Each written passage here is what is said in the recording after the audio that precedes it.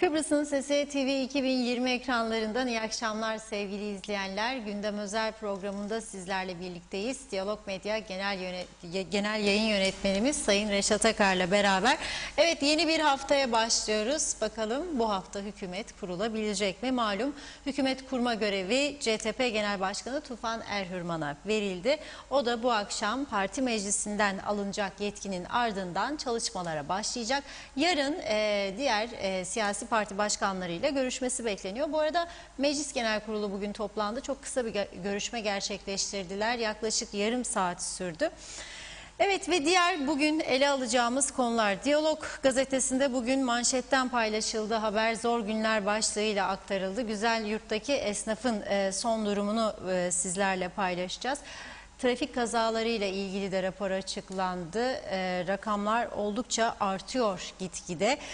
Evet, güneye bakacak olursak Rum yönetimi Kuzey Kıbrıs'ın 24 saatlik PCR testi talebini Birleşmiş Milletler'e götürdü. Güneydeki son durumu da korona ile ilgili son durumu da ele alacağız.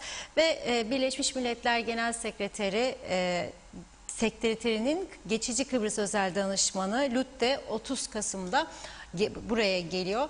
Tüm gelişmeleri, hepsini ve daha fazlasını Gündem Özel'de sizlerle konuşacağız. Tabii sizlerin de yorum ve sorularını bekliyoruz diyerek Sayın Akar'a merhaba demek istiyorum. Evet, merhabalar Funda Hanım. Tüm izleyenlerimize hayırlı haftalar dileyerek başlayalım.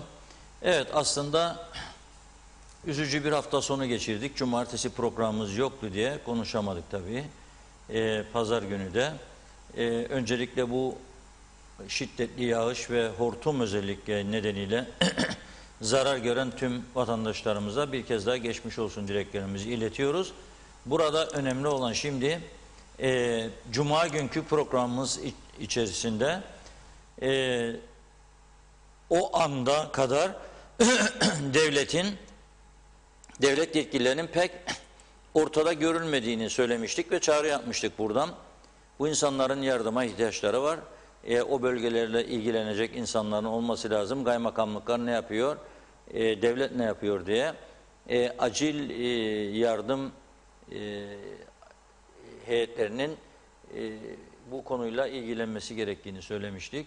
Lapta Belediye Başkanı'nın telefon bağlantımızda söyledikleri de bu yöndeydi. Pek arayan, soran, bilgi isteyen olmadığından bahsetmişti. Bizim konuşmalarımızdan sonra akşam saatlerinde hava karardıktan sonra neyse geç olsun güç olmasın dediler.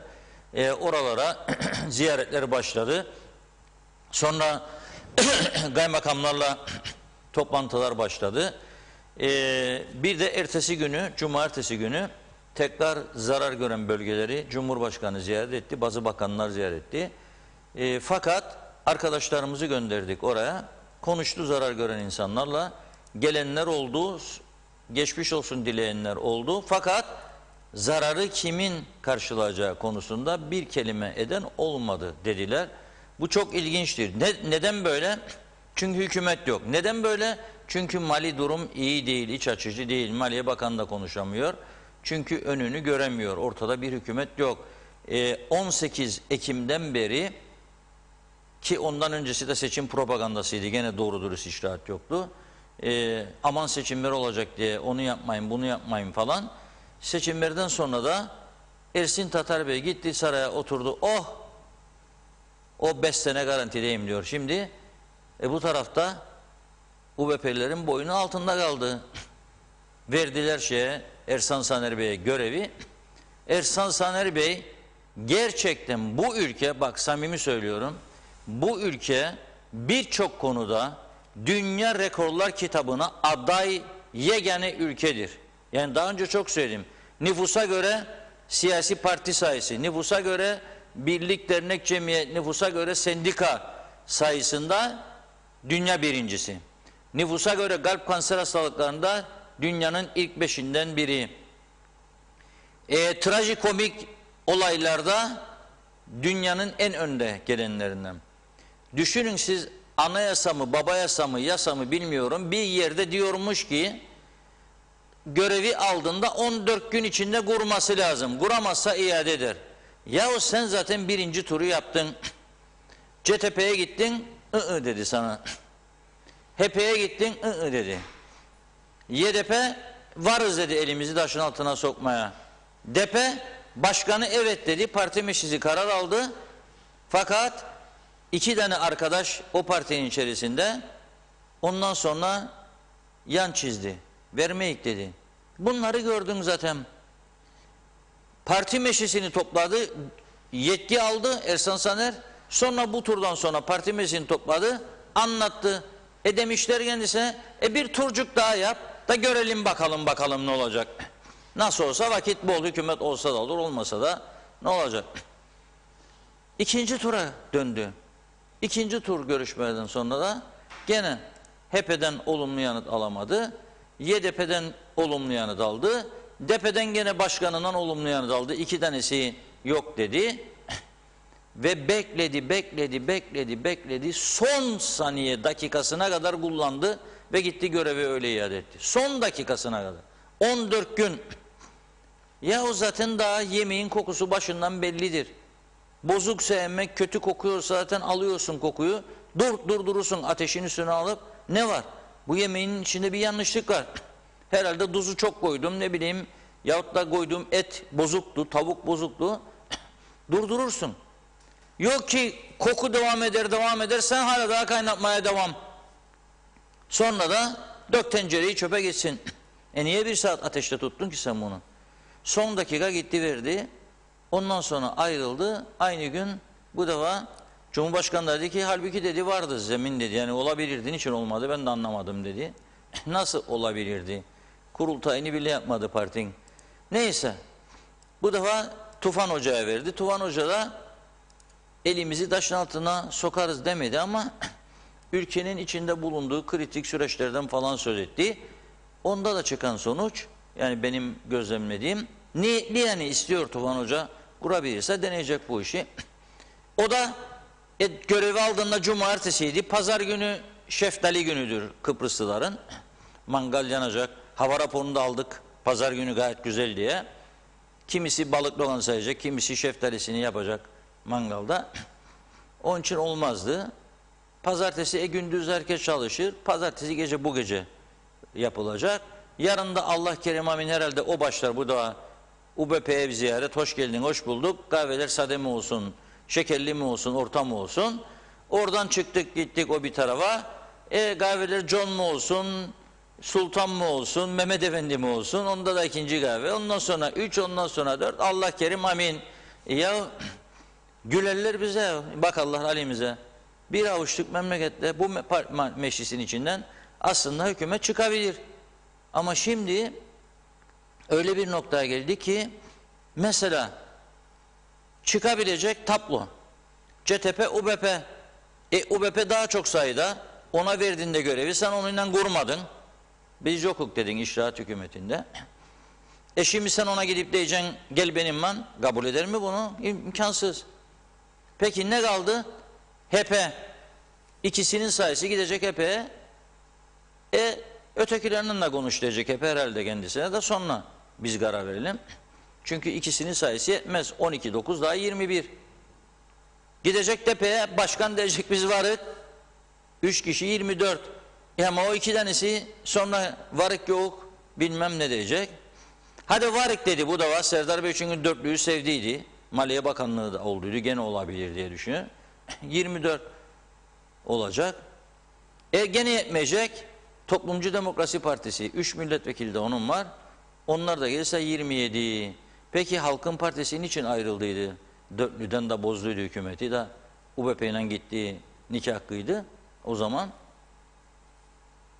DP ile anlaşmazlık yüzünden Serdar Denktaş'ın Maliye Bakanı olarak aldığı arazilerle ilgili 60 dönüm 66 dönümler bir şeyler vardı o dönem. İptal ettim dedi bize ama etmedi dedi. Şimdi bunlar kayıtlarda durur. Kendine oy verenler de bunları seyretti. Bazıları kıssa da iktidardan gittiler diye dediler ki ama yok haklıdır Kutlu Hoca çünkü biz dürüst siyaset sözü verdik. O yüzden işi zor. Yani bu 4'lü koalisyona girebilir mi giremez mi işi zor. Ben yani girerse ülke hükümetsiz kalmasın diye belki iyi eder düşüncesi var ama öte taraftan da daha önce almış olduğu kararlarla da çelişkiye düşürmüş olacak diye düşünüyorum. Yani şu anda öyle bir duruma geldi ki topu biri alıyor, ötekini atıyor. Şimdi bu da kuramazsa götürüp atacak topu tekrar saraya. Saray bu da alacak. Kime atacak topu acaba? Tekrar UBP. Nasıl olacak bu iş? Kuramadı zaten. Yani bir çıkmaz sokaktayız. Ben bunu tam çocukluk zamanımızda dinlediğimiz bir şarkı vardı. Ali topu at. Tut Ali tut. Aynen o şarkıya benzettim bunu. Bilmem var mı arkadaşlarda Halit'te bu şarkı? Varsa çal bir Halit bakalım dinleyelim. Adın ne senin? Ali. Top oynayalım mı? Olur. O zaman hadi topu at, hadi at, hadi at, hadi hadi topu tut, hadi tut, hadi tut. Hadi topu at, hadi at, hadi at, hadi hadi topu tut, hadi tut, hadi tut. Adın ne senin? Oya. Top oynayalım mı? Olur. O zaman oya topu at, oya at, oya at, oya oya topu tut, oya tut, oya tut. Oya topu at, oya at.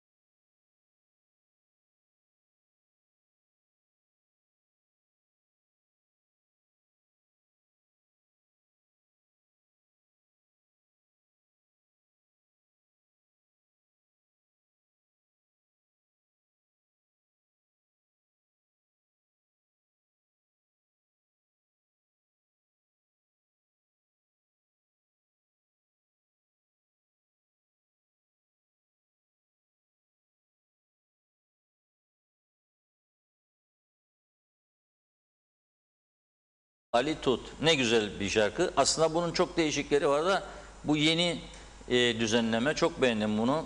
Gayet heyecanlı, hareketli. Her şeyi anlatıyor. Yani bizim şu anda siyasetteki durumumuz aynen böyledir. Ali topu at, tut Ali tut. O ona atıyor topu, ona atıyor. Dönüyor sonra bir tur daha. Memleket beklemiş. Yani esnaf çökmüş, oteller kapanmış, turizm ölmüş. Yok hiçbir şey, bunlar sorun değil yani. Hortum çıkmış, insanların çatılar uçmuş, arabalar devrilmiş, elektrikler kopmuş, devrilmiş. Yani bunlar önemli değil. Önemli olan kim bakan olacak? Bakan olmak çok mühimdir. Yani bakan, böyle bir bakıyorsun bakandır. Böyle bakıyorsun o da bakandır. Böyle bakıyorsun o da bakandır. Hangisi ne tarafa bakacak önemli olan? Şimdi sorsam 50 milletvekiline en iyi hangi bakanlığı yapabilirsiniz? Eminim ezici bir çoğun diyecek ki herhangi bir bakanlığı yaparım. Ne diyecek? Ağzı dili mi var? Yaparım. Benden daha mı yaptı öteki? O zaman niye bu işkenceyi halk çekiyor? Bir uzlaşıya varsınlar ve desinler ki tüm milletvekilleri dönüşümlü olarak bu görevi yapacaktır. Bir ilk olur dünyada, bu da rekorlar kitabına girer. Bu da Nobel ödülü alır. Yani bu çok önemli bir şeydir. Hangi ülkede vardır parlamentonun tamamının bakan olduğu bir ikinci ülke var mı? Yoktur. Tanınma mı istiyorsun? Tanınma için sana fırsat var. Hadi kardeşim başlat. 10 kişi, sonra at topu başka 10 kişiye, sonra at topu başka 10 kişiye, sonra at topu başka 10 kişiye. Hepsi bakan. Amaç zaten bu değil mi? Amaç başka bir şey olsaydı, ülkeye hizmet etmek olsaydı, Bugün biz yağmur yağdığında bütün sokaklar, Lefkoşa'sı, Mausa'sı, Mausa Venedik oldu diye haber yaptık daha 15 gün önce. Lefkoşa, göl, her taraf. Yağmur yağdı mı, su gitmiyorsa bir ülkede nedir sebebi? Bakımsızlık, ilgisizlik budur. Yağmur direnç kanalları 30 sene 40 sene evvel o şartlarda yapılmış, bu kanallar çalışıyordu, sular akıp gidiyordu. Ya şimdi ne oldu da akıp gitmiyor bu sular? Demek ki bakım yok, temizleme yok. Çalıştırdıkları personelin çoğu bina içi personel olmuş. Hepsi memurluğa terfi ettirilmiş. Dışarıda çalışacak adam bırakmamışlar partizanlık yüzünden. Ne diyor? Onu diyor aldın içeri diyor, klimanın altında da benim çocuğumu diyor attın dışarı diyor. Göreceğim bu seçim sana ne yapacağımı der. O da korkar. Yok der, onu da alırız içeri der. Dışarıda kim çalışacak? Elektrik kurumu çalışanlarını, teknecik falan ayırıyorum. Çok fedakarca çalıştılar hafta sonu, yoksa elektrik hiç gelmezdi. Çok kötü etkilendiler. Ama büyük bir, ezici bir çoğunluk maalesef kamuda şu anda böyledir. Siyasilerde de bu anlayış vardır. Bak kiminle konuşursan konuş bu dönem herkeste bir bakanlık beklentisi var. Koalisyonu kuracağı partilerle iş yapıp yapmayacağını düşünmüyor kimse. Nasıl oturacak o da bir koltuğa, nasıl o da bu yerden geçecek ve bunu zevki tatacak. Budur. Böyle bir şey olur mu? Nasıl umutlanacağım ben bu ülkeden? Nasıl kalkınacak bu ülke? Ondan sonra da şikayet ederler, müdahale var diye. Sen davet ediyorsun. Bu arada söyleyeyim, bugün cep telefonum yok. Hiç özelden mesaj gönderenler bilsin ki okuyamam.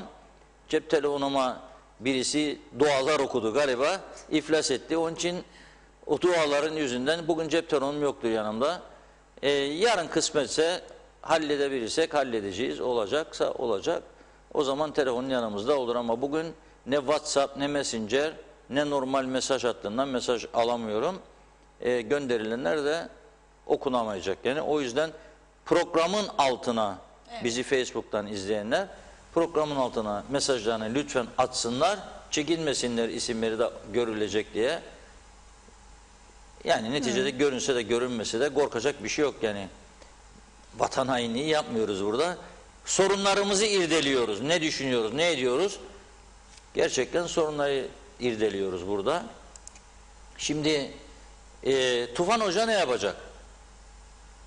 Bir de şey konuşuluyor tabii. Ersan Saner Bey'in kabinesinde kimler olacaktı eğer kurabilseydi? Şimdi UBP içinde Gargalar bazı mesajlar verdi.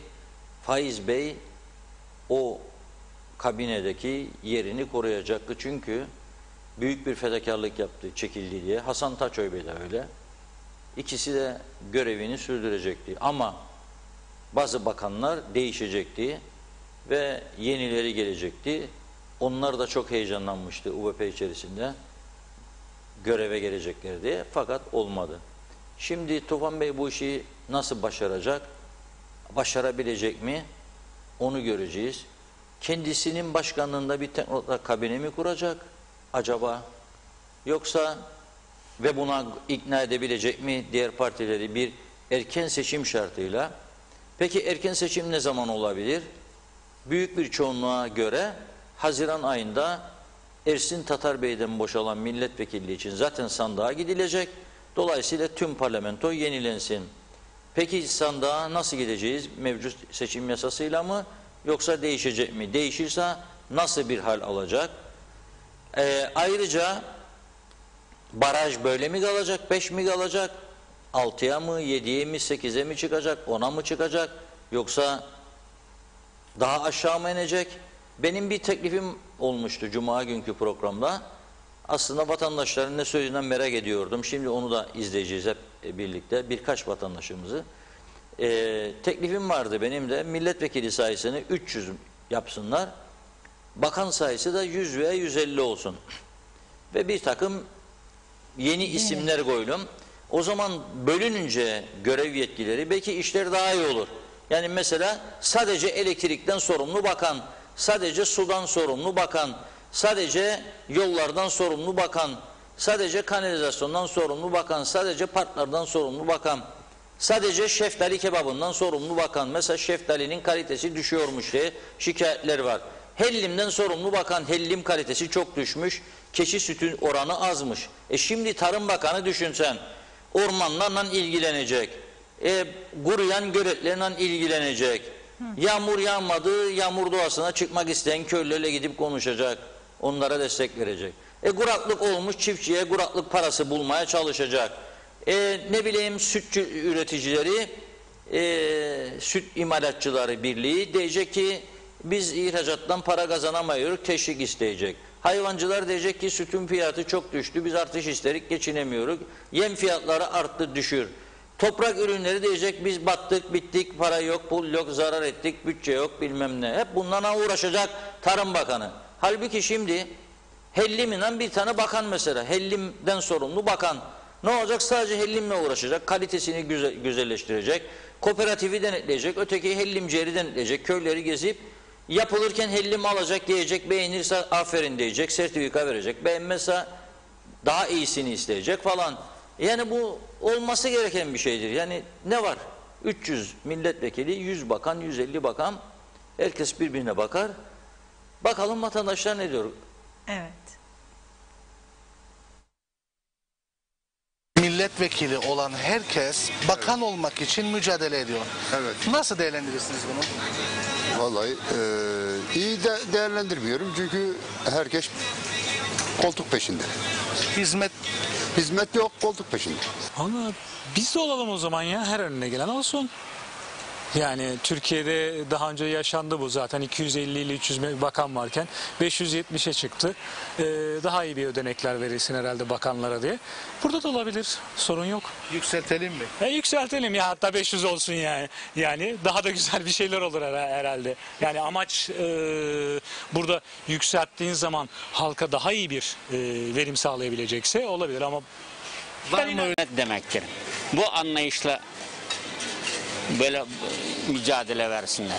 Bu anlayışa göre halkın tavırlarını dinlemeli lazım, dertlerini hepsini dinlemeli lazım. Değil yalnız sade milletvekili olunca oy isteme gibi kapı kapı gezmek. Vallahi bunlar o kadar çok sıktı ki, bıktırdı ki insanları. Artık politikayla pek uğraşmak istemiyoruz. Görmek dahi istemem ben televizyonlarda bunları. Dolayısıyla dinlemem de. 300 tane milletvekili, 150 tane bakanlık olsa bu ülkede sizce doğru düzgün iş olur mu? Olmaz. Olmaz Değil mi? Olmaz. Milletvekili, 150 tane bakan olsa bu ülke düzelir der misiniz? hayır. Düzelmez, inancım. Yok, inancım yok. Rezalet olur. Bence en ideali 20 veya 25'tir. Yani şu ankiler de mi fazla? Fazla tabii efendim. Şu anda da fazla. Çok fazla. Bu kadar zaten insan yok. O bakanlar onlar çok fazladır bu da. Zaten şu anda bile fazladır. Fazladır. Muhakkak fazladır. Bunlar hep milletin sırtından geçinen, milletin vergilerine. Mesela bu işletmenin vergisinle, öbürsünün vergisinle, şeyinle. Bunları bir gözetlemek lazım. Ya bunlar gerçekten çok bencilce şeyler. Yani herkes bakan olmak ister. Ya ülkeye hizmettir önemli olan. Bu toplumun geldiği nokta belli. Ekonomik olarak diğer sosyal yönüyle, her yönüyle belli. Ve bunlar hala da şahsi çıkarlar peşinde, şahsi egolar peşinde. Ben bunları kesinlikle tasvip etmiyorum ve kınıyorum hepsini. Çok fazla olur. Kavgalar daha fazla olur mu? Çoğalır kavgalar bu da. Kavgalar çok. Kim hangi koltuğa oturarak kavgadır. Evet. Şu an gördüğünüz gibi aynı şekilde değil. Koltuk bırakmıyorlar. İstemezse bıraksınlar koltuklarını. Efendim 3 tane yeni bakanlık açıyoruz. Bu bakanlıkların isimleri ne olsun? Biri Hellim olsun. Kıbrıs'ın meşhur zaten şeyi. Hellim Bakanlığı olsun. Başka ne olabilir? Şeftali olabilir. Nar olabilir. Şeftali ama, Ya. şeftali ama hangi şeftali? Meyve. Kebabı. Kebap. Uyu Bakanlığı, Uyu bakanlığı olsun. Meyve Bakanlığı. Aynen. Evet. Narenciye bakanı. Aynı. Öyle bakanlıklar. Olur. Bu da çoğalır bakanlıklar. 150 tane koltuk olur. İstediğiniz kadar yaparsınız. Şu anda onu söyleyemem. Çünkü kararsızım. Çünkü kimin ne yaptığı belli değil. Yani bir başka bakanlık olsa. Başka bakanlığa gerek yok abi. Gerek yok. Yeterlidir. Yeterlidir. Fazla bilen. Çok bilen. Yeni bakanlık. Yeni bakan. Yani mevcutların yeterli olduğunu düşünüyorum ama bir de bu ülkede bütün sıkıntıların ve sorunların kaynağı bence temelinde şey var. Adaletsizlik vardır. Yani adaleti böyle komple sağlayacak bir bakanlık mı artık daire mi olur bilemiyorum ama en büyük eksikliğimiz adalet. Adalet. Onu sağlayacak bir bakanlık olsa iyi olur.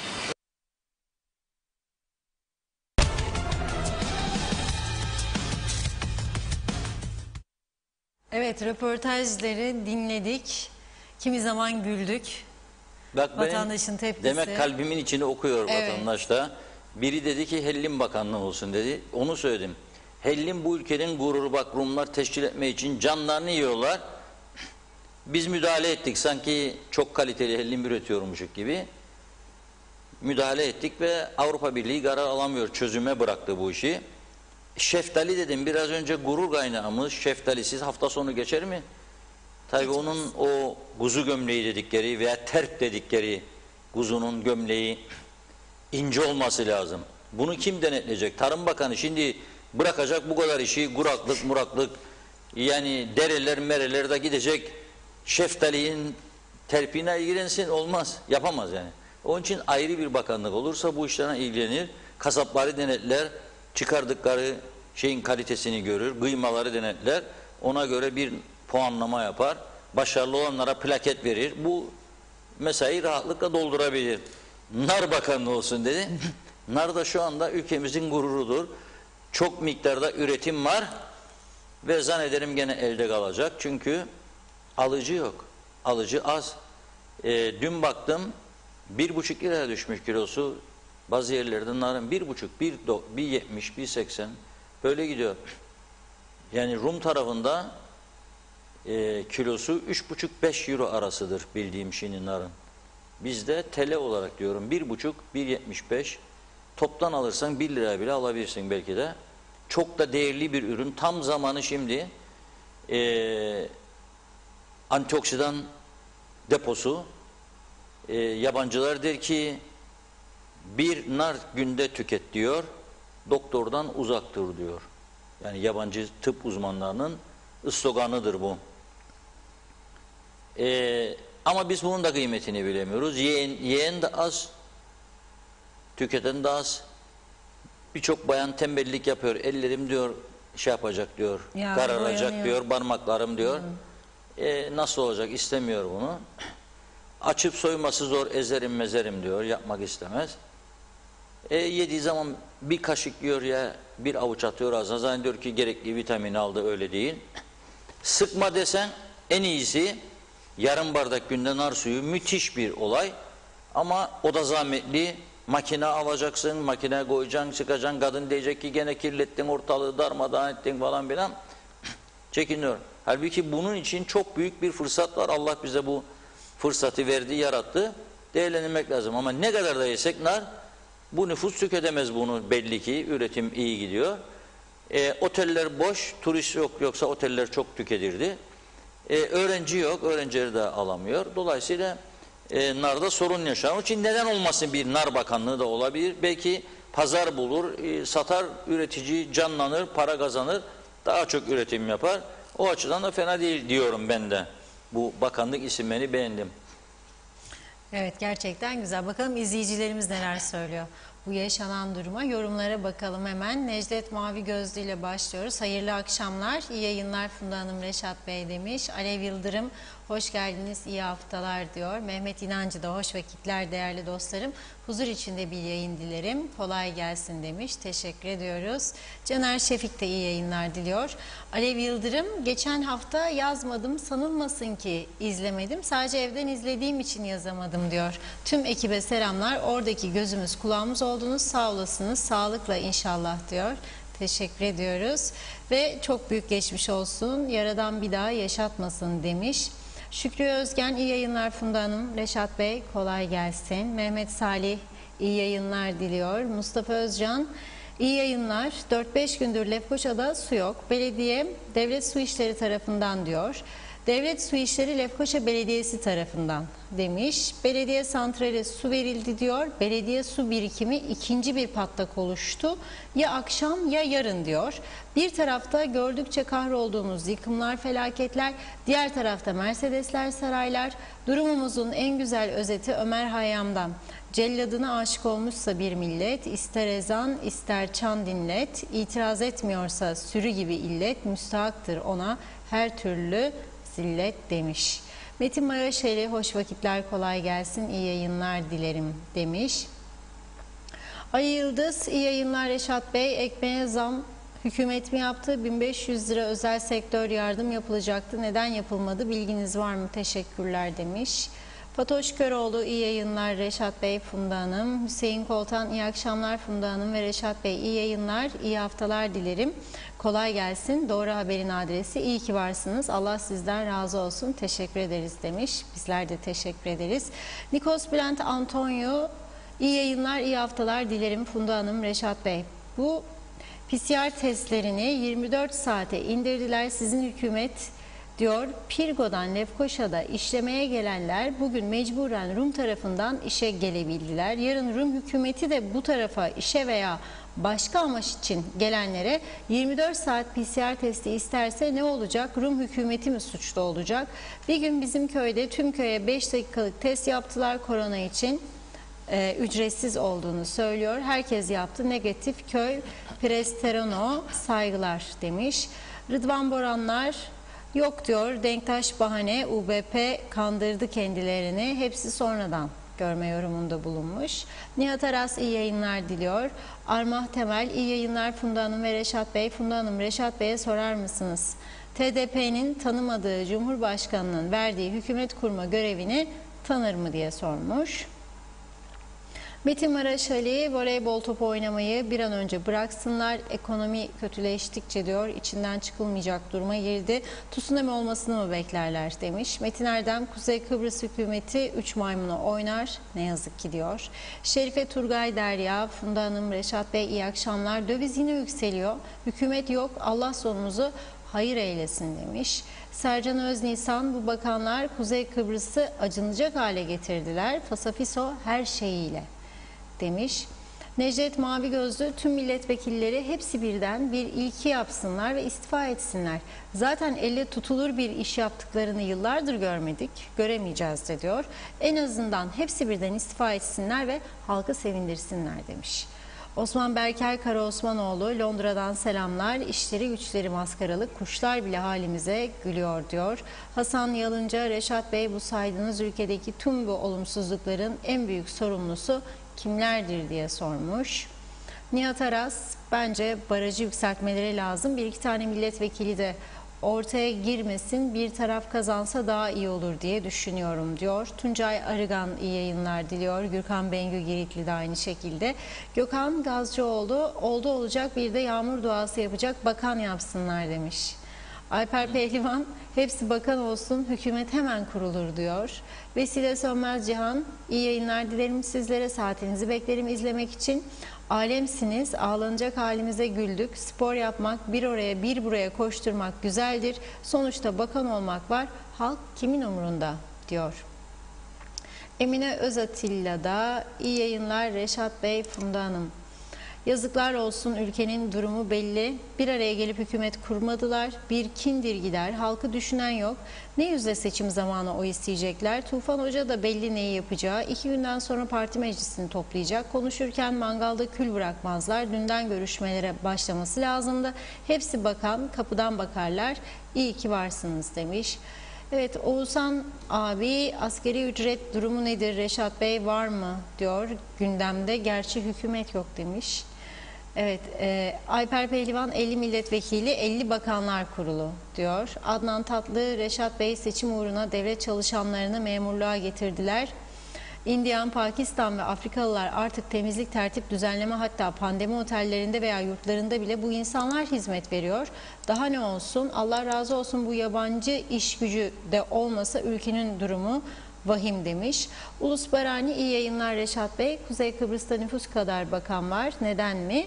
Bakanlar Kurulu'ndaki 10 milletvekili 365 gün yer içer. Kuzey Kıbrıs Türk Cumhuriyeti nüfusu da onlara bakar diyor. Değişik bir yaklaşım olmuş. Zehra Akbaş, benim daha iyi bir teklifim var demiş. Nüfusun yarısı bakan olsun. Her adama bir bakan nasıl olur diyor.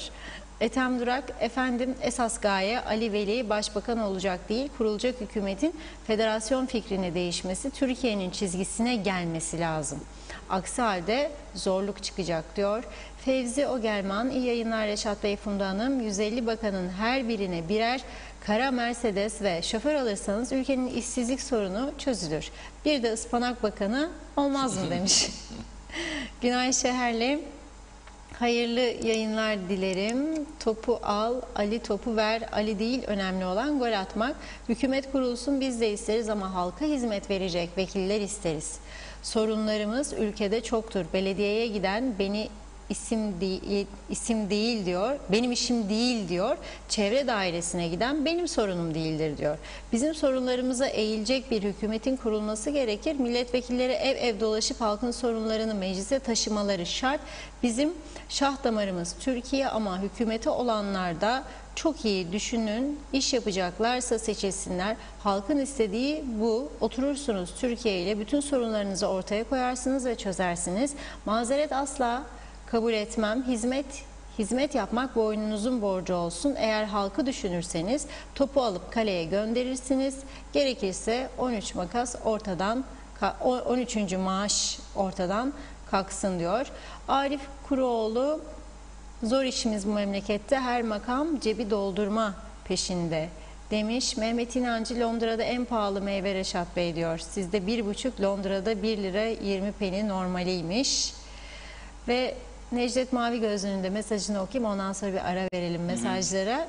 Kedi ve köpeklerden sorumlu bakan olması şart. Çünkü medyada bu hayvanlara yapılanları görüyoruz. Bir de muz cumhuriyetiyiz ama muz bakanımız yok demiş. Bu da güzel. Bu sayıyı çok uzatabiliriz. Birçok Evet. olabilir. Küçükbaş Hayvancılık Bakanlığı, Büyükbaş Hayvancılık Bakanlığı, Arıcılık Bakanlığı, Magarına Bulli Bakanlığı olabilir yani. Güvercin Bakanlığı, Molehiye Bakanlığı.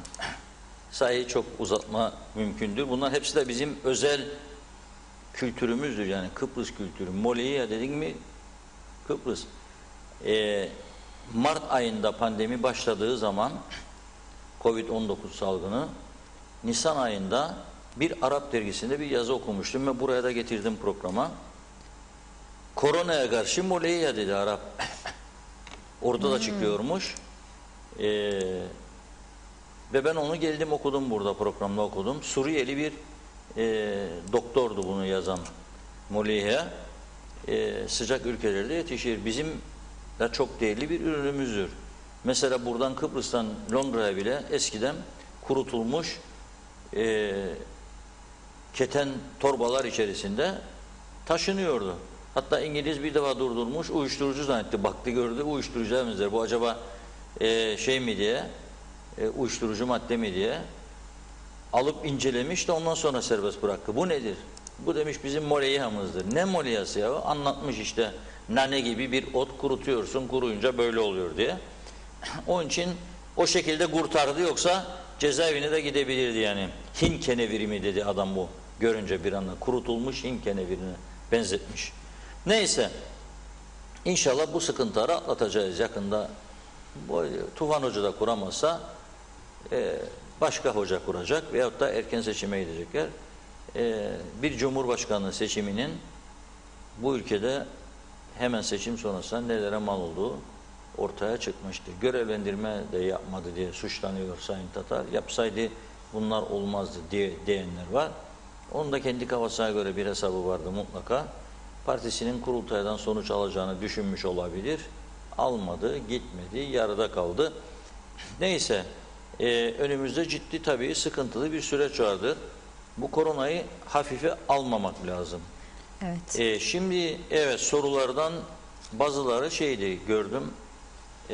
Güneyden buraya geçişlerle ilgiliydi, koronayla ilgili. Rum tarafı da bugün bir açıklama yaptı. Şu anda 97 kişi Güney Kıbrıs'ta hastanelerde tedavi görüyor ve can kaybı da dün itibariyle 44'e ulaşmış. Bugünkü sayı daha bunun içinde değil. toplam vaka sayısı da 8685. Yani rakam 10.000'e dayanıyor. Şimdi nüfusa göre baktığımızda yüksek bir rakam. 800 bin, 750 bin nüfus güneyde. Rakam yüksek. Şimdi benim çözemediğim, bizim hükümetimiz niye güneyden, yani çalışmak için güneye giden işçilerimizden 3 günde bir PCR istemiyor. Onlara karantina şartı da getirmiyor. Güneyde okuyanlara ve ailelerine de getirmiyor. Bir karar aldılar 19 Kasım'dan itibaren güneye gittin döndün veya güneyde yaşayan birisin kuzeye geldin 7 gün karantinaya gireceksin diye. Sonra döndüler tekrar bir değişiklik yaptılar. O değişiklik çerçevesinde de dediler ki bu defa yok dediler, günübirlik gelirse sabah gelip de akşam geri gider, ondan karantina istemeyeceğim dedi. Bir günübirlik her gün sen PCR testi isteyeceksin adamdan yani. Bu yani gelsin. Maraş'ı da yapmaya açtık. Rumlar gelsin diye açmadık ya o Maraş'ı. Nasıl gelip görecekler evlerini? Nasıl güven duyacaklar bize gelip müracaat edecekler gitsinler? Sen kapattın kapıları bu şekilde. 2, bir günlük olsun onu bırakıyorsun da beni Hasan'ı Mehmet'ini bırakmayın. Yani gittim geldim beni karantinaya alacaksın. Onu bırakıyorsun, almıyorsun karantinaya geri gidiyor. Ben gittim senin vatandaşın olarak 1 saat gezdim ben geldim güneye beni 7 gün karantina alacaksın. Paran bu kadar çok yollayacaksın beni otellere de ödeyesin otelleri. Yani bunda bir yanlışlık var. Tarihi bir yanlışlık var. Bunu düzeltmeni diliyorum ve Ali topu at konusuna geri baştan dönüyoruz. Çünkü Sayın Erhan Arıklı telefon attığımızda. Evet, bağlıyor şimdi arkadaşlarımız Öyle mi? Erhan Bey'i. Hemen bağlasınlar Evet, o zaman. Ben onlar. bağlı olduğunu zannettim. Evet. Dolayısıyla bu konu çok ciddidir. Bu yanlışlığı düzeltmesini bekliyoruz Sağlık Bakanı'nın. Güneyde vaka sayısının arttığı bir gerçektir. Artabilir. Adam giderken takacak maskesini, gidecek, gelecek. Sen ona PCR'ını da yaptırdın zaten. Ne istiyorsun başka? Niye beni alacaksın sen, ben senin vatandaşınım diye karantinaya da güneyden geldiği zaman Rum bir günlüğüne onu almıyorsun garantiye. Onu da almaması lazım tabii demiyorum. Her gün PCR testi dediği gibi Bülent arkadaşımız yarın Rum'da derse ben de sizden her gün isterim bu işçilerimiz her gün PCR yaptırıp da mı gidecek güneye? Yani olmaz böyle bir şey. Biraz düşünmek lazım. Evet, Erhan Bey şu anda telefon hattımızdaymış. YDP Genel Başkanı. Merhabalar Sayın Arıklı. Merhaba, iyi yayınlar diliyorum. Reşat Bey, iyi akşamlar. Teşekkür ederiz. İyi akşamlar hocam, nasılsınız? Teşekkürler. Bugün meclis çok kısa sürdü. Yarım saat açtık, kapadık. Yarım saatte meclis kapandı. Oh, ne güzel. Yani Memleket ama bak de çalışmıyor. hatırlar mısınız? Hatırlar mısınız? Avustralya, Yeni Zelanda'da geçenlerde karar aldılar. 3 ay galiba parlamentoyu toplama veya Finlandiya'da galiba o gelişmiş ülkelerden birinde çünkü yapacak iş yok dediler. Dolayısıyla parlamentoyu 3 ay hiç açmayacağız. Bu bizim de ülkede yapacak iş olmadığı için her şey günlük gülistanlık gayet güzel gidiyor. Allah'a şükürler olsun. Her şey tıkırında, hiçbir sorunumuz yok. Ne gerek var yani parlamento şimdi açılsın kapansın. Herkes işine baksın. Şimdi bakanlık zamanı hocam, bakanlık. Siz şimdi devlet bakanı, başbakan yardımcısı mı oluyorsunuz yeni hükümette? Yok, o geçti artık. UBP olmadı. Hiç olmasa CTP'le. Yoksa sizi istemiyorlar mı? Şaka bir yana az önce izlettiğiniz o trajikomik şeyi vatandaşlarla sohbeti izledim. İzledim, gerçekten üzüldüm. Yani vatandaş artık siyaset kurumuna o kadar küsmüş ve kırgın ki bu saatten sonra tekrar o eski güveni sağlayabilmek gerçekten çok zor.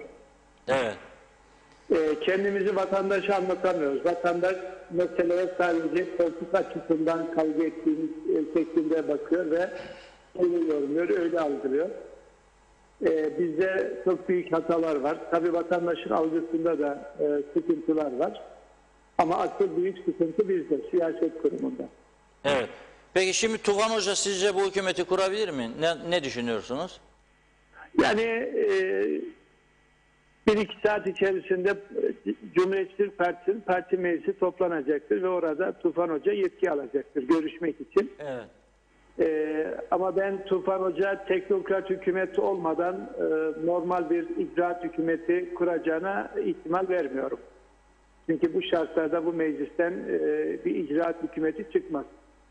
Ancak böyle geniş tabanlı bütün siyasi partilerin altılı veya beşli veya dörtlü katılabileceği bir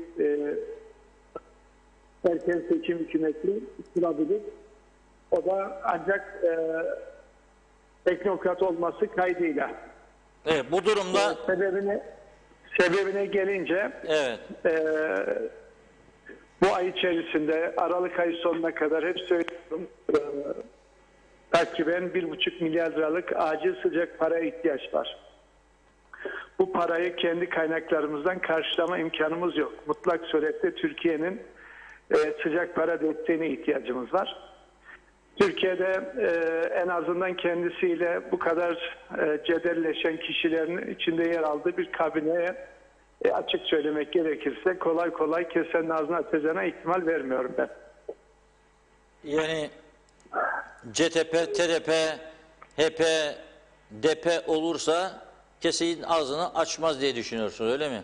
Yani dediğim gibi teknokrat önermesi halinde belki bir noktaya kadar yumuşak bir tavır sergilenebilir ama o 2018'deki gibi bir kabine ben zannetmiyorum. Öyle bir kabineyi ne Tufan Bey kurar ne de sıcak para gelir ve maaşlarla ilgili sıkıntılarımızı giderebiliriz diye düşünüyorum. Şimdi bu zaten Halkın Partisi, Demokrat Parti Serdar Denktaş'a tepki göstererek ayrılmıştı hükümetten. Onu gerekçe göstermişti daha doğrusu. Şimdi o gerekçeler ortadan kalktı mı? Acaba Halkın Partisi buna cesaretle destek verebilecek mi size göre? Yani her açıdan Halkın Partisi'nin kendi içinde sıkıntılar var. Demokrat Parti'nin kendi içerisinde sıkıntılar var. Toplumcu Demokratçı Partisi Cumhurbaşkanı ve seçimlerle ilgili bir takım sıkıntılar yaşıyor. Bir takım meclis araştırma önergesi var mesela seçimleri araştıralım der gibi. Buna benzer daha bir takım o dörtlü koalisyon dönemindeki bir dört parti yok. Evet. Her partinin kendi içerisinde ekstra çeşitli sıkıntılar var ama önümüzde sizin dediğiniz gibi Halkın Partisi o dörtlü koalisyonu bozarken çok ciddi iddialar ve tepkilerle o dörtlü koalisyonu yıkmıştı. Şimdi hal böyleyken ortada hiçbir şey yokmuş gibi gelin arkadaşlar yeniden kaldığımız yerden devam edelim. Çok samimi bulunmaz halk tarafından.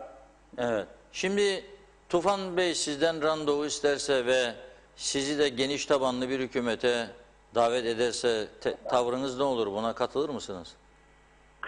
Yani tüm partileri içine alacak bir hükümet formülü çıkarırsa ortaya katılır mısınız buna? Veya dıştan destek... Yani o geniş tabanlı Milli Mutabakat Hükümeti benim aylar öncesinden Yeniden Doğuş Partisi adına gündeme getirdiğim bir formüldür. Evet. Hatırlarsanız daha Evet. Türkiye'ye gittiğimizde 3 genel başkan orada da aynı şeyi Orada söylediniz, doğru.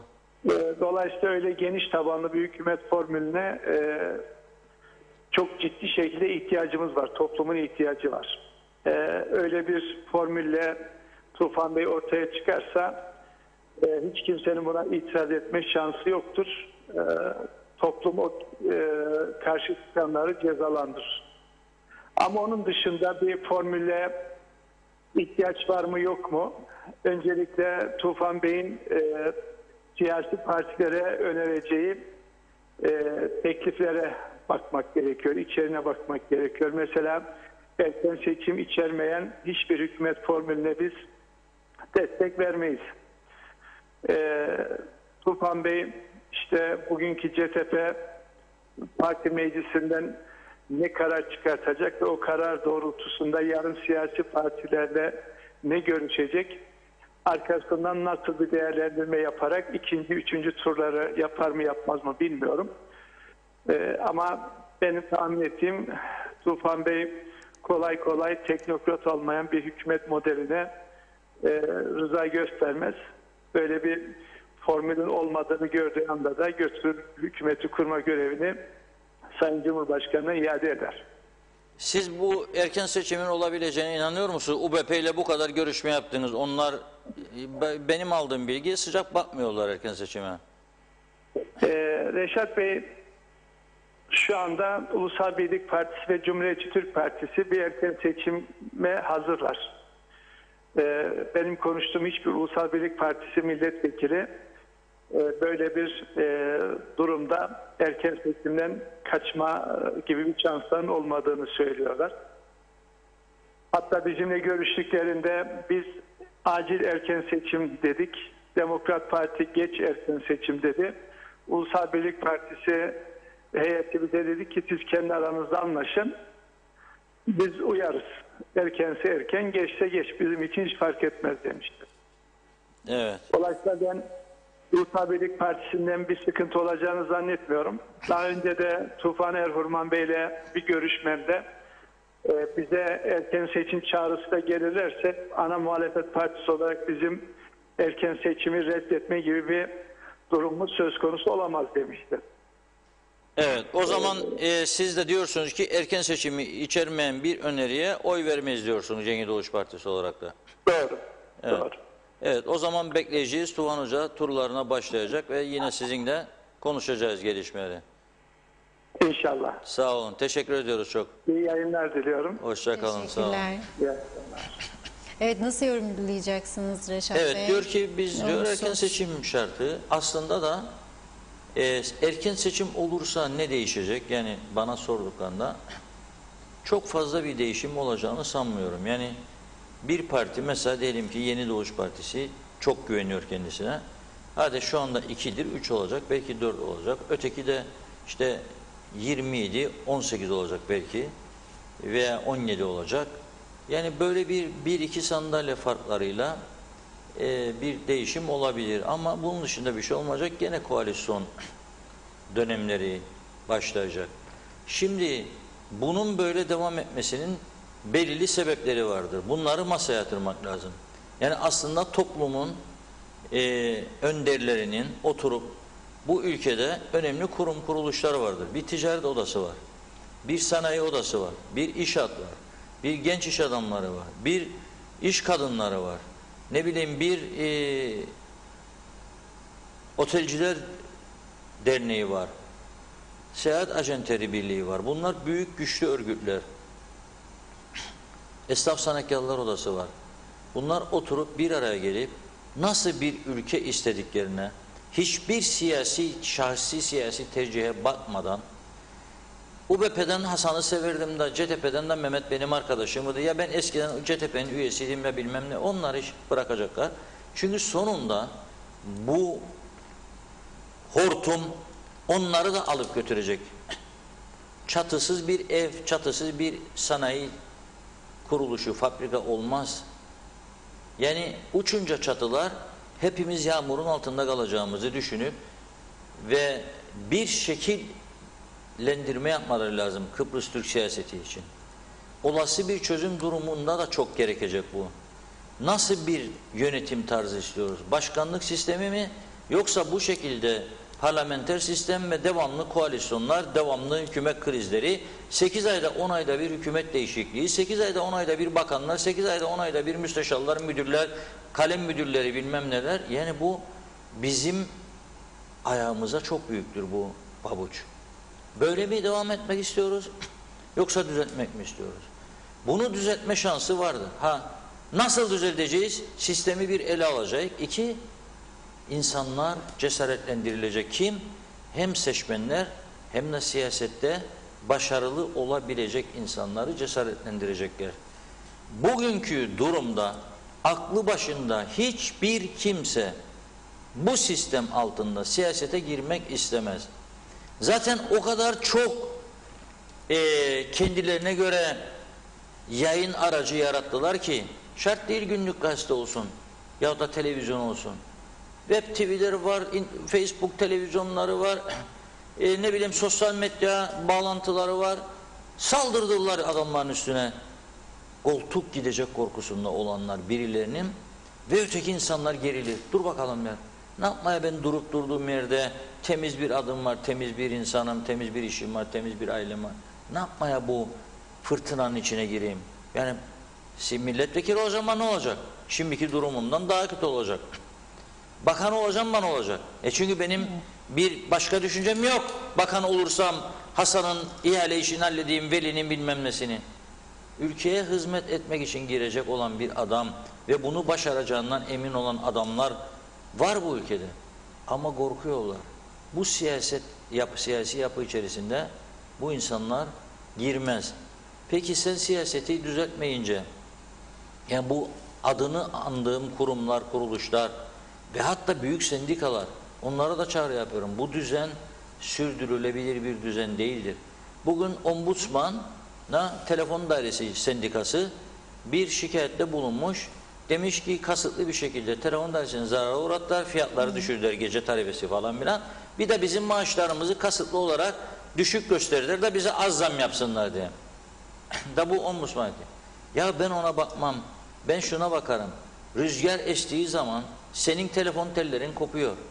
Benim evime havadan direkten direğe tel geçirin sen.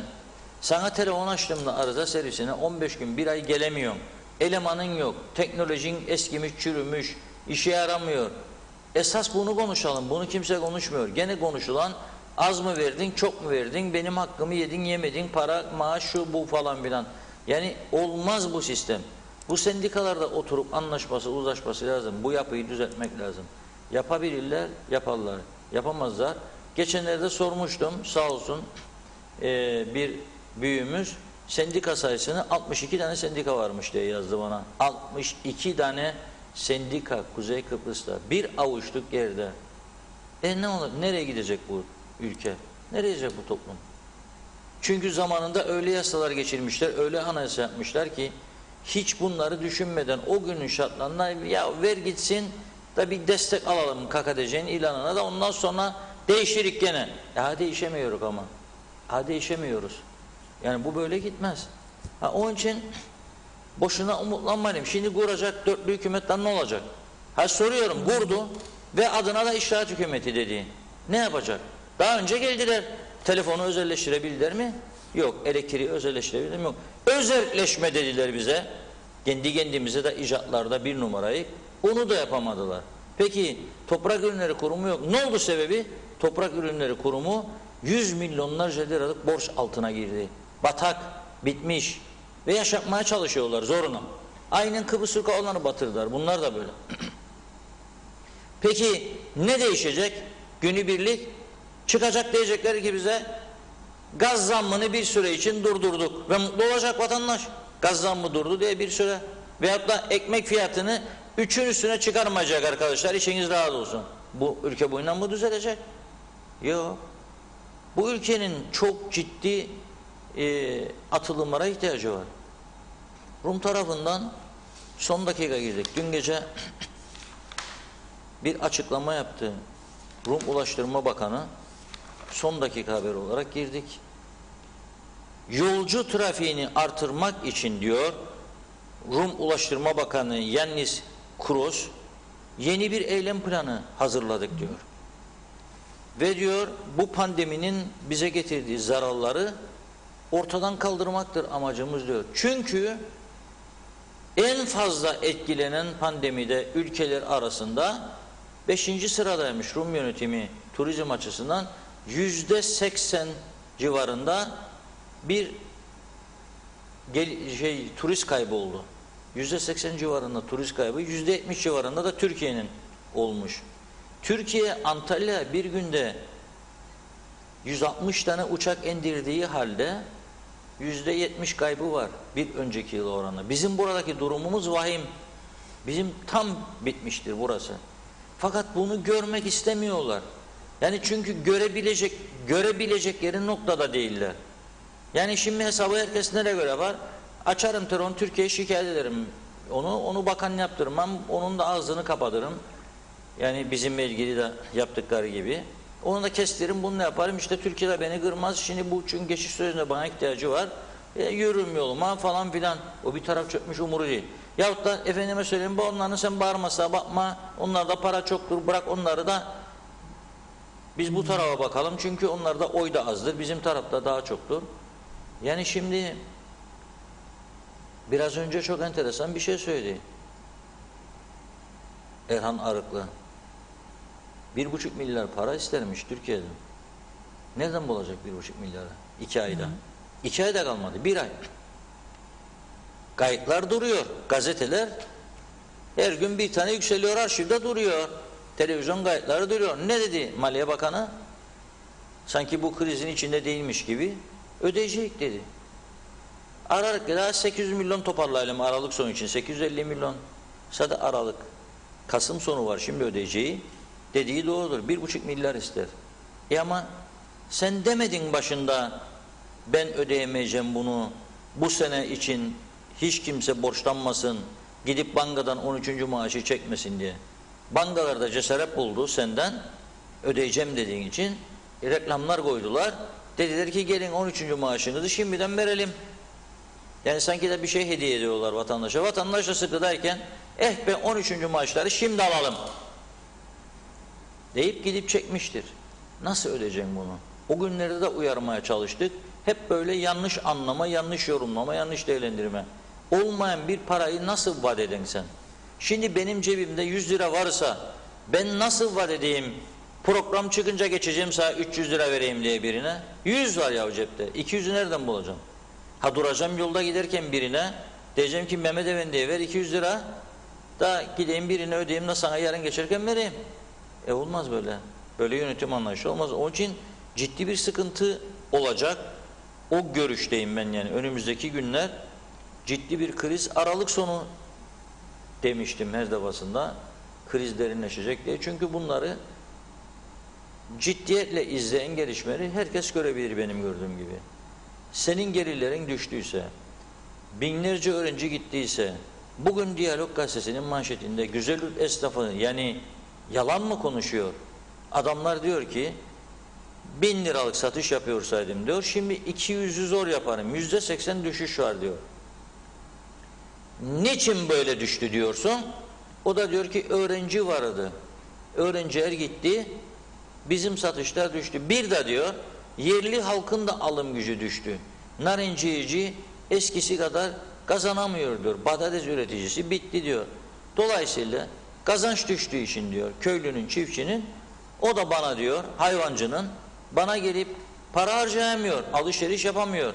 Dolayısıyla büyük bir düşüş var. Krizdeyik, ayakta durmakta zorlanıyoruz diyorlar. Birçoğunun dükkan kirada olmayanlar işte aldıysa 74'ten sonra da oturuyor içinde. Nasıl olsa dükkan kirası yok der. Evde oturacağıma gideyim açayım dükkanı da biraz oturayım der. Bakalım ne olacak. Gelirse biri de 100 lira 200 lira alır. Allah'a şükür der. Kilitler dükkanı, akşam gider evine. O duruma geldi. Bunu görmek lazım. Bunu görmeden hareket edilmez. Yani içtihat yapılamaz. Evet, dilerseniz yine izleyici yorumlarına bakalım, sonra devam edelim.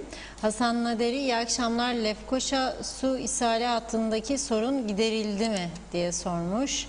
Nilgün Şah iyi akşamlar diliyor. Hüseyin Edgü, bakanlara bakan bir bakanlık şarttır Reşat Bey demiş. Kubilay Mert Tuna, Sayın Akar, bizim memleket tamamen ithalata bağımlı bir küçük ülke. Bu mecliste vatan sevgisi olan liyakatlı insanlar maaş için, yandaş için değil, gerçek yurtsever olduklarını ispatlamak için görev almalı. Zaten bu mecliste olan kişilerin tümü kalburüstü, hali vakti yerinde insanlar. Halk ve devlet bu kadar yokluklar içinde debeleşirken maaş almamaları ya da çok daha az bir maaşla görev yapmaları gerekir. O zaman gerçekten ülkeye hizmet etmek için kimler ne kadar çalışacak belli olur demiş. İsmail Cömert, iyi akşamlar, iyi yayınlar. Merak ettiğim, hükümet yok deyip duruyoruz. Bir bakıyoruz gazetelerde ve internet haberlerinde şu bakan böyle dedi, şöyle dedi demeçler veriliyor. Lakin bakanların makamlarına gitmediğini biliyoruz. Malum bürokrasi durmuş durumda. Acaba bu durumda bakanlar hala maaş almaya devam ediyor mu? Alıyorlarsa maaş almayı nasıl sindiriyorlar demiş, soru işaretleri koymuş. Emete Gümüşok, iyi yayınlar dilerim Reşat Bey, Funda Hanım. İyi ki varsınız diyor. Teşekkür ediyoruz. Hasan Kasapoğlu, Funda Hanım, Reşat Bey iyi yayınlar. Dükkan battı. Cemekandaki mankenlere gerek yok artık. En iyisi dükkana kilit vurup herkes evine gitsin. Zaten diyor de facto olarak 82. vilayet olduk. Bir kaymakam standın çok bile demiş. Doğan Falyalı söyleyecek çok, dinleyen yok. Bizler söyler, biz dinleriz. Öyleyse biz çalalım, biz oynayalım diyor. Hasan Beydola hayırlı yayınlar Reşat Bey. Değer Gabin Reşat Bey diyor. Bir de Dullar Bakanı olsun demiş. Hasan Çelebi iyi yayınlar. En çok işi o yapar. Dullar Bakanı olursa en çok işi o yapar. En çok o faal olur. Çünkü o kadar çok arttı dullar ülkemizde ki boşanmalar patlama noktasında. Evet. Ve büyük iş yapar bence. Bir şen Mesela dullar var, bir kara dullar. Dul olanların içerisinde zorluk çekenler olacak. Ev bulamıyor, ev kirası ödeyemiyor, işsizdir, şudur budur, çocuğuna bakamıyor, çocuğun okulu vardır, şusu var. Bu çok yoğun iş olur. Bence bu bakanlığı yazıyorum listeye.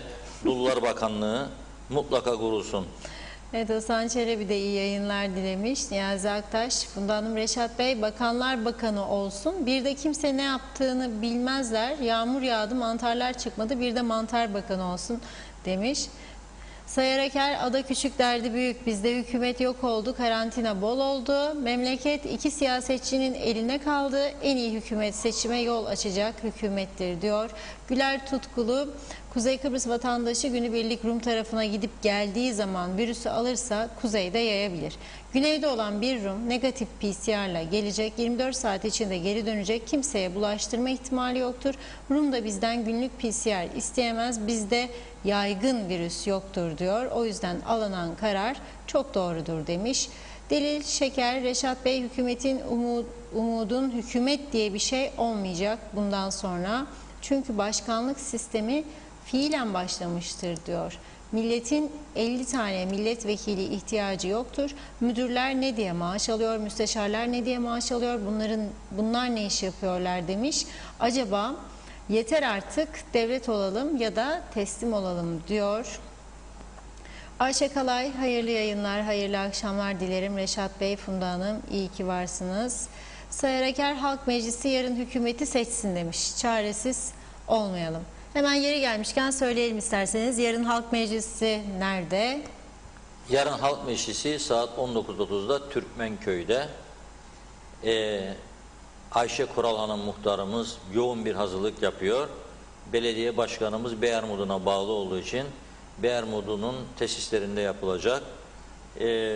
Bekliyoruz bölge sakinlerini. Mesafe kurallarına uyacağız.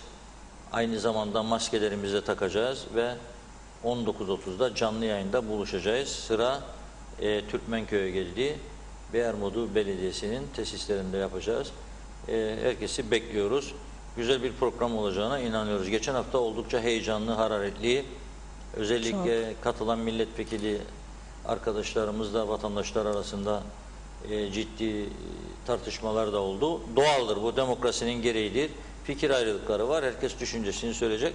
Milletvekili de vatandaşlardan şikayet etti. Bir milletvekili geçen hafta vatandaşlar söyledi, o şikayet etti. Ama bazı vatandaşlar çok sevindirici bir şey, belgelerle geldiler.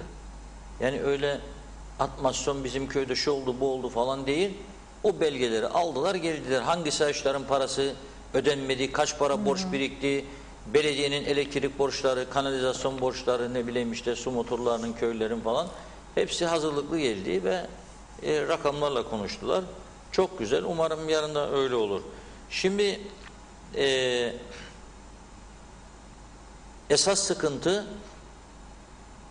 sıkıntı bir partinin başkanı, genel başkanı, seçim sistemi veya siyasi partiler kanunudur bu. Önemli olan. Kendi kendimize bir anayasa yaptık, bağladık elimize. Anayasa böyle diyor. Değiştir. 3'te 2'den değişirdiniz. Siz isterseniz mecliste o çokluğuyla hepiniz bir olun değiştirin. Şimdi bir partinin genel başkanı, madem ki parlamenter sistem istersiniz siz, başbakan cumhurbaşkanı aday olamayacak diye koyar mı bir madde? Sen değil mi ya parlamenter sistemi isteyen? Sen 40 yılda bir geldin başbakan oldun. Hemen arkasından 10 ay sonra cumhurbaşkanı olmak isterim. İstersen o zaman başbakanlıktan istifa edeceksin ve istifa ettiğin yerine otomatik bir senin bir altındaki adam gelecek ve ülkeyi o idare edecek. Bozulmayacak hükümetler. Koymazlar bir madde. Derviş Eroğlu Bey başbakan oldu, bir sene sonra Cumhurbaşkanı oldu. Aynı durumu yaşadık. Mehmet Ali Talat Bey aynı durumu yaşadık. Şimdi Ersin Tatar aynı durumu yaşıyoruz. 10 aylık daha başbakan iken seçim yarışı başladı. Nasıl olacak? Olmak istiyorum bak, tamam o zaman çekil başbakanlıktan. Cumhurbaşkanı adayı. Yanına da yerine de yardımcı atansın, götürsün bu işi. Yok şimdi hem Cumhurbaşkanı oldum hem başbakanlık boş kalsın. Olmaz. Ha, sistem değişmek isterse değişelim sistemi. Böyle yapmayalım ama halkın kafasını karıştırarak. Değiştirelim bitsin. Bir an önce sistem değişsin. Ama sistem de şöyle olması lazım. Demokratik bir başkanlık sistemidir konuştuğumuz burada. Güney Kıbrıs'ın örnek alınacağı demokratik bir başkanlık sistemidir. Yapamazsa o zaman parlamenter sisteme bir ayar verelim. Başbakan olan adam Cumhurbaşkanı adayı olamaz. İstifa eder başbakanlıktan, o zaman olur. Bu maddeyi getirelim ki bundan sonrasının önü açılsın. Bu konularda fikir üreten, siyasetin ve ülkenin önünü açmak isteyen bir oluşum görmedim ben bugüne kadar. Esas cesaret yok. Cesaretle bu konuları tartışmıyorlar. Bu birinin hakkında kötü düşünmek, ya şu değil bu değildir mesela. Oldu bitti. Şimdi bundan sonrasını artık kurtaralım, kurtarabilirsek. Çünkü bekleyen ciddi sıkıntılar var. Bak, gerçekten ilginçtir. Yani bu önümüzdeki Aralık ayında bir, pandeminin nasıl gideceği belli değil. Soğuklar arttıkça tehlikenin artacağı yönünde sağlık uzmanlarının uyarıları var. Bir. İki, 12-13 Aralık'ta Avrupa Birliği Liderleri Zirvesi olacak. Türkiye ile ilgili ciddi yaptırım kararları gündeme gelebilir. 3. LUT 30 Kasım günü buraya geliyor. Birleşmiş Milletler Genel Sekreterinin Kıbrıs Özel Danışmanı. Birinde Tatar ve Anastasyadis'le ayrı ayrı görüşecek. İkisinde de adadan ayrılıp gidip Genel Sekretere raporunu sunacak. Genel Sekreter bu rapor çerçevesinde taraflara ya beşli konferans çağrısı yapacak ya da ortam uygun değil diyecek, yapmayacak. Ama büyük beklenti, önceden varılan anlaşmalar da bunu gösteriyor. Bu beşli konferans gerçekleşecek. Yerini açıklayacak Genel Sekreter ve tarihini açıklayacak. Ne kadar hazır olacak biz buna? Şimdi trafik konusuna girmek istedim ama sona bırakayım o zaman. Evet. Bakın Rumlar neyi tartışıyor? Çok ilginç bir şey var. TAK Ajansı sağ olsun tercüman bey, dün bir başlık vardı. Senaryolar. Şimdi bu Gevşek Federasyon'la ilgili falan filan senaryolar. O başlık altında Filadelfos gazetesi bir haber yapmış. Onu aldı, sonra karıştırdı. Diğer bir iki gazetenin haberini daha. Uzun bir haber gider. Bir gazete sayfası sığmazdı. Ve okunmazdı zaten. Çünkü farklı konulara giriyor. Şimdi onun içerisinden Filadelfos gazetesinin yayınladığı senaryolarla ilgili manşet haberin içinden bir bölümü okuyorum. Herkes bunu dinlesin. Herkes bunu dinlesin.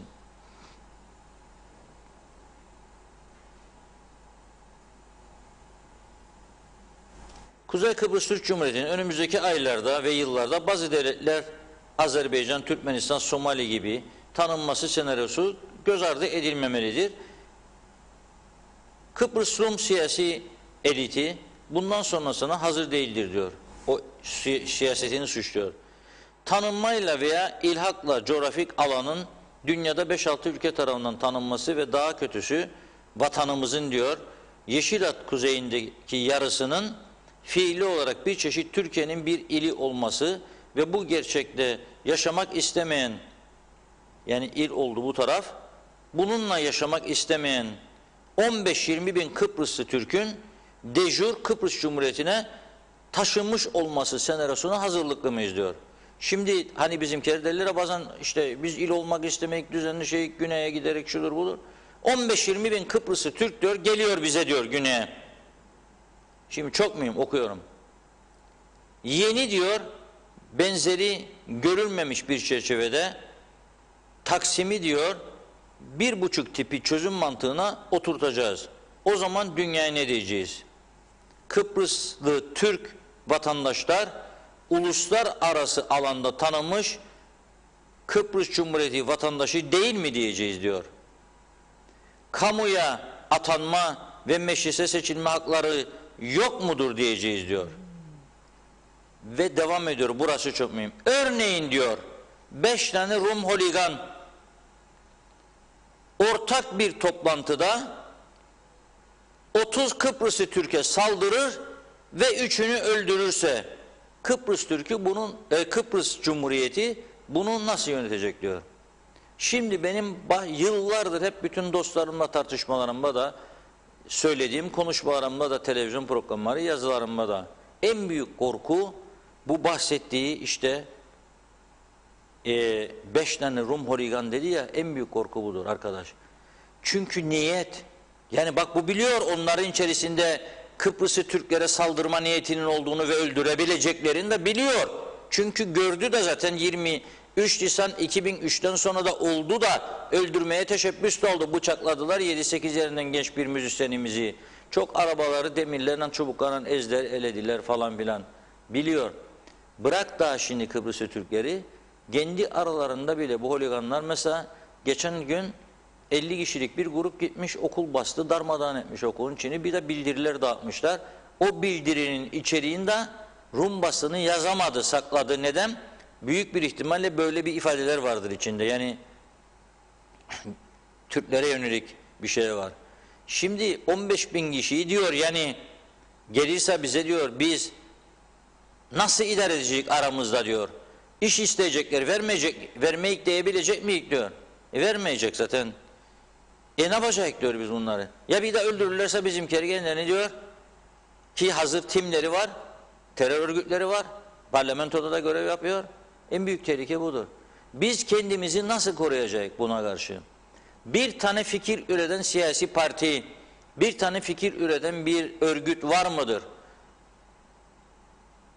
İyi ceket giyen, cepleri dolu ticaret odasının yöneticilerine soruyorum. Var mı bunlara karşı bir fikriniz?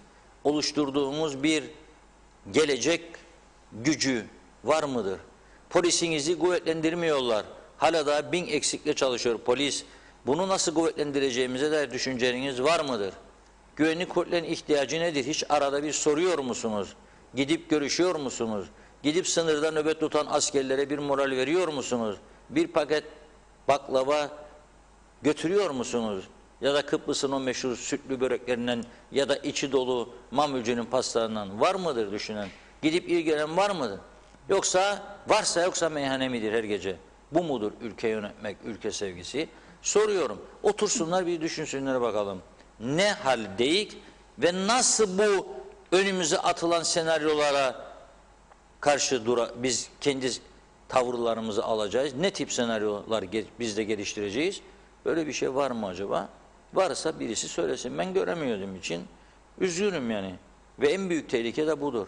Olası bir çözümden sonra da. Bizi diyorlar, bizim polisimiz bekleyecek. Kaç kişi?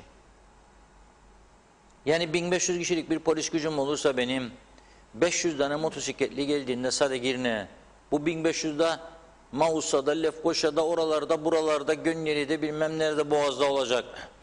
Nasıl yetişecek daha oraya gidip güvenlik çemberine alacaklar? Var mıdır bunun bir planı, projesi?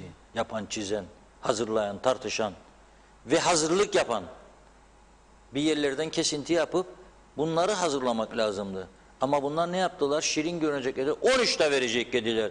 2'ye katlayacak dediler. Mücahitlik hizmetlerine emeklilik de verecek dediler. Batırabildikleri kadar batırdılar. Batırabildikleri kadar batırdılar. 40 yaşında adamı 38 yıldan emekli çıkardılar. Hala daha da gerçekleri görüp yargı diyor ki çıkar ya benim yaşımı diyor. Artık en verimli çağıma geldim. Çıkar 70'e diyor. Yok diyorlar. Çıkarmayık. Neden?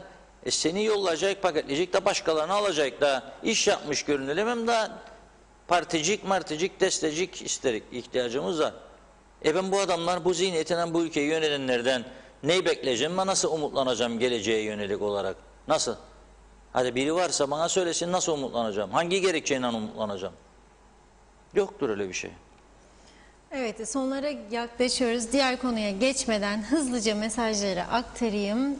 Derin Ökçeren, iyi akşamlar Reşat Bey, Funda Hanım, iyi yayınlar diliyorum diyor. Necdet Mavi Gözlü, uzunca bir mesaj yazmış. Hemen aktarıyorum. Seçimlerde baraj en az 10 veya 15 olmalı. Eğer bu olmazsa yine hiçbir parti hükümeti kuramaz. Baraj yükseldiği zaman partiler de azalacak. O zaman belki de tek parti hükümeti kurulabilecek. Bu işin başka çıkar yolu yoktur. Baraj yükselmediği müddetçe seçime gidip oy vermeyeceğiz. Çünkü dönüp dolaşıp aynı yere geleceğiz. Ali topu at misali diyor. Barajın yükselmesi şart demiş. Şevket Tacer, Reşat Bey müzakerelerden bahsedin diyor. Behçet Çelebi iyi yayınlar dilemiş. Şebnem Taran asgari ücretin zammı ne oldu bir sorar mısınız demiş. Asgari ücretle ilgili yanılmıyorsam 27 Kasım'da bir görüşme gerçekleşecekti. Bir şey yok. Şimdiki asgari ücreti ödeyebilsin işletmeler de. Evet. YZ iyi yayınlar diliyor. Kimsenin siyasilere en ufak güveni kalmadı. Dörtlü koalisyon kurulsun. Yine de Türkiye'den maddi destek kesilecek ve otomatik her şeye zam demiş. Yazık diyor. Ali Baba bu sendikalar İngiltere'de vardı. Oradaki gibi azalmıştılar ama Margaret Thatcher bunları ıslah etti. Acaba bizde böyle bir lider mi bulalım demiş. Sayar Aker, Kuzey Kıbrıs gelir kaynağı bulmalı. Vergi gene vergi diyor. Fikret Gönlübol iyi yayınlar dilerim Funda Hanım, Reşat Bey. Canan Işık, Altın Işık iyi yayınlar. Küçük esnafa destek birincini verdiler. Bu ay ikincisi verilecekti. Sigorta borçlarını yapılandırdılar. Ödemeleri yapmadılar. Bizler ne yapacağız diye soruyor. İnanç Yıldız, iyi yayınlar. Sayın Tufan Erhürman koalisyon hükümetini kurabileceğini düşünüyorum demiş. Gürkan Bengü Giritli Meyhane Bakanlığı olmaz mı diye soruyor. Karadayı Aydan iyi akşamlar dilemiş, iyi yayınlar diliyor. Evet, Yurdagül Güneş halk yönetsin bence demiş. Salih Canseç, mevcut seçim sistemiyle seçime gidilse değişen ne olacak? Seçim barajı yukarıya çekilip karma oydan vazgeçilmeli. Reşat Bey'in görüşü diye sormuş. Ebu Bekir Güleç iyi yayınlar, iyi akşamlar diliyor. Adnan Tatlı hayırlı yayınlar Reşat Bey, Funda Hanım. Bu millete her şey müstahak. Neden mi? Her seçimde çıkar uğruna sandığa gidip yıllardır aynı sahte yüzleri seçiyor, bile bile lades oluyoruz demiş. Güner'in yeri konuş be Reşat demiş, korkma demiş. Yorumlar çok güzel diyor. İyi yayınlar diliyorum. Güncel konulara değiniyorsunuz demiş Ebu Bekir Güleç. Hasan Nihat Erduran, 1964'ten beri süren izolasyon ve ambargolar varken lüt hangi yüzle geliyor acaba diye sormuş. Kim soracak bunu geldiğinde diyor. Karadayı Aydan iyi akşamlar dilemiş. Kenan Akın iyi yayınlar, kolay gelsin. Dileğimiz Erhürman Başbakanlığında teknokrat bir kabine, bütçeyle seçim ve halk oylaması yasasıyla uygun bir tarihte seçim istikrar için demiş. 0'a 0 baraj şarttır diyor. Celil Şeker, Reşat Bey, benden küçük olabilirsin ama ellerinden yanaklarından öpüyorum. İyi ki varsın demiş size. Zeka Üçer iyi yayınlar Reşat Bey, Funda Hanım selamlar diyor. Kemal Gözay, Reşat Bey, bizden ne hükümet olur ne de tüccar demiş.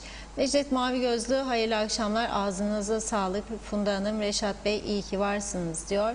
Son olarak Hasan Nihat Erduran da İndir bindirle ulaşımsız ticaret, turizm mümkün değil. Açık bütçeyle nereden nereye kadar Reşat Bey demiş. Emel Köroğulları da konuş Reşat Bey diyor. Çok teşekkür ediyoruz güzel mesajlarınız için. Bugün ayrıca bir de bu bakanlık konusu iyi oldu. Birlikte böyle sinirli, stresli günlerimize değişik bir renk geldi. Bir iki soruya cevap vereyim hemen Salih Bey'in. Mesela baraj yükseltilmesi, benim görüşümde mesela yükseltilmesi yararlı olur.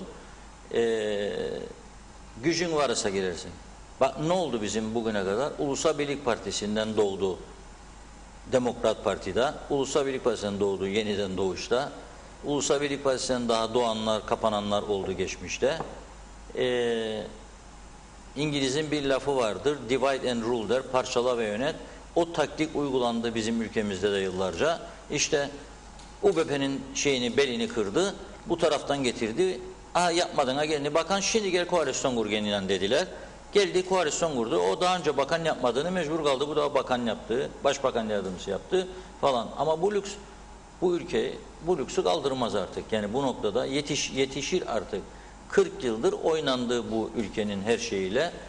Şimdi artık düzen bozulmaya başladı. Yani bırak ekonomi kötü, Sosyal durum da bozulmaya başladı. Kültür bozulmaya başladı. Bak öğretmenler günüymüş, yazılan sosyal medyada bazı kaliteli yazılar okudum. Gerçekten öyle. Öğretmen beni 1-2 ay kadar önce bir öğretmenim aradı. İlkokulda öğretmenimdi. Hiç unutmuyorum. Cuma günleri her hafta değil ama 2 haftada bir, 3 haftada bir camiye götürürlerdi bizi. Din dersi vardı. Eğitim Bakanlığı'nın kontrolünde din dersi vardı. Bizi arada bir camiye de götürürlerdi. Gittik bir gün, yağışlı bir gün, ayakkabıları çıkardık, koyduk camiye girerken, çıktığımda benim ayakkabılar yok.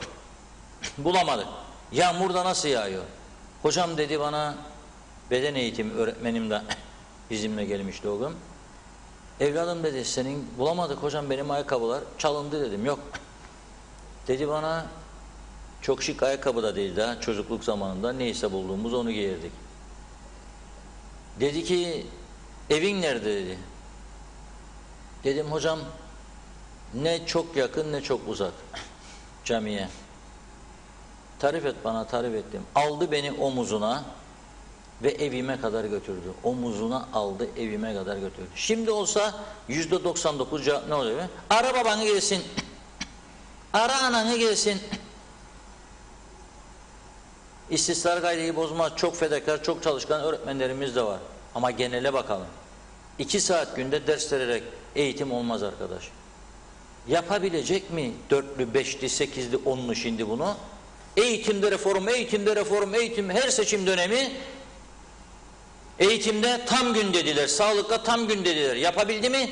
2 tane temel unsur var bir insan hayatında. Eğitim ve sağlık.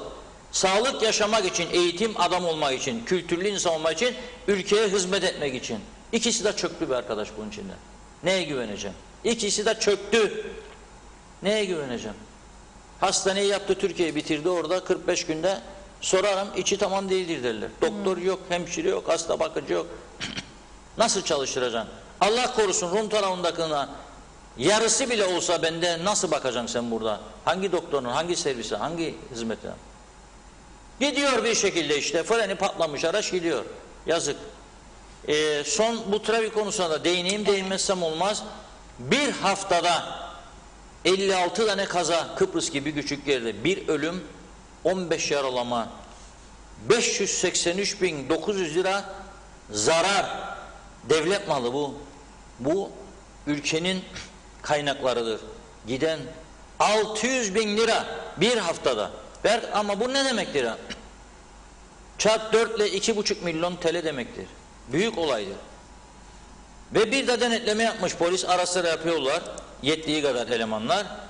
O denetlemelerde de 8.000 sürücü denetlemişler. 1169'u rapor edilmiş. 8.000'den 1169 ne demektir? 8'de birden daha fazla insan suç işliyor demektir. Bunların 145'i sürat.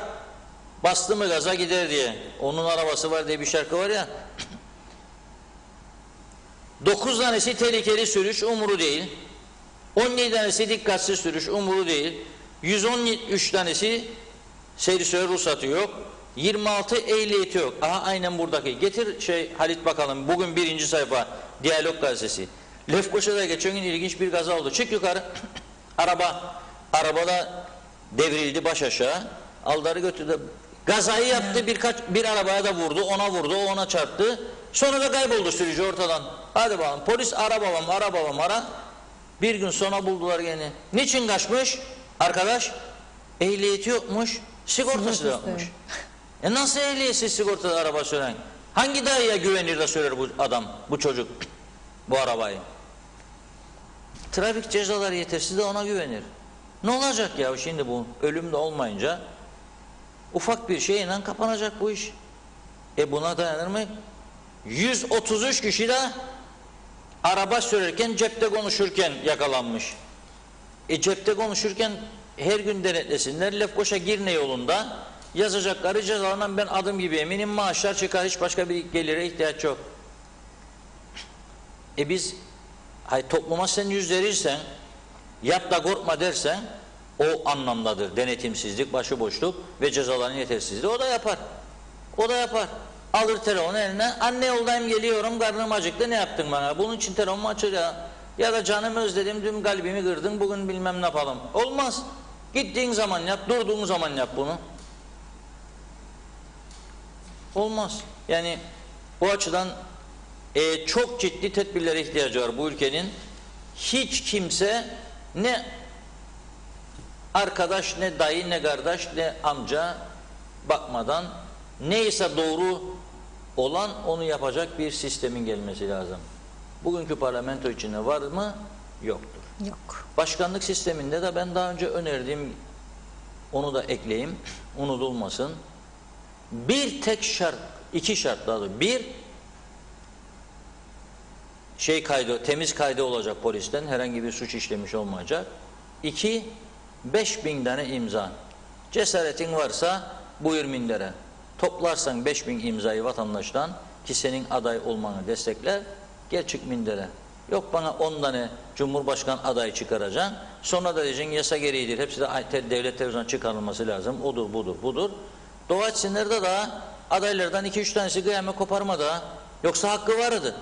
Yani gidip basabilirdi BRT'yi Arif Salih Kırday veya ötekiler. Bas hakkı vardı.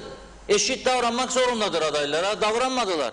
Gidip basabilirdi orayı. Darmadağın edebilirdi. Cumhurbaşkanı adayım ben ya o derdi. Ben ne için konuşturmazsınız? Yapabilirdi. Al tedbirini o zaman. Ama kimin işine gelir? Adaylık düşünenler, bu siyasi partiler ki genellikle genel başkanlarını. Bir de bu var. Genel başkan oldu, dünyayı fetheden adamdır. Ya o değildir. Değil. Onun gibi onun çok üstünde 100 tane göstereyim ben sana her partiden. Ama hayrettirmezler. Genel başkan dururken diyor, başka adam mı çıkacaksın be siz diyor. Genel başkanımız tabii ki diyor. Tamam ya, en iyi başbakan senin genel başkanın, en iyi cumhurbaşkanı senin genel başkanın, en iyi bakan senin parti başkanın.